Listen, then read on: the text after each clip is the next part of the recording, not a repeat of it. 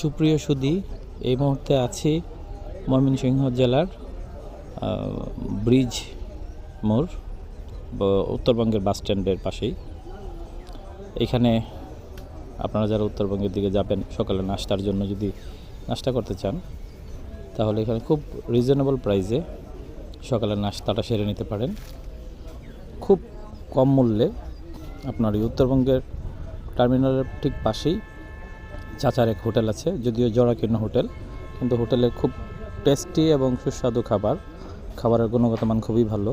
এখানে আলু ভর্তা পাবেন, ডিম ভাজি, ডাল ভর্তা, মাছ, বেগুন ভাজা, তারপরে মসুরের ডাল, রান্না করা ডিম, এরকম হরেক রকমের আইটেম আছে এবং খুব স্বল্প মূল্যে আপনি এখানে সকালের নাস্তাটা সেরে নিতে পারেন। আমি মাত্র 45 টাকায় 2 প্লেট ভাত সহ সকালের নাস্তাটা সেরে নিয়েছি।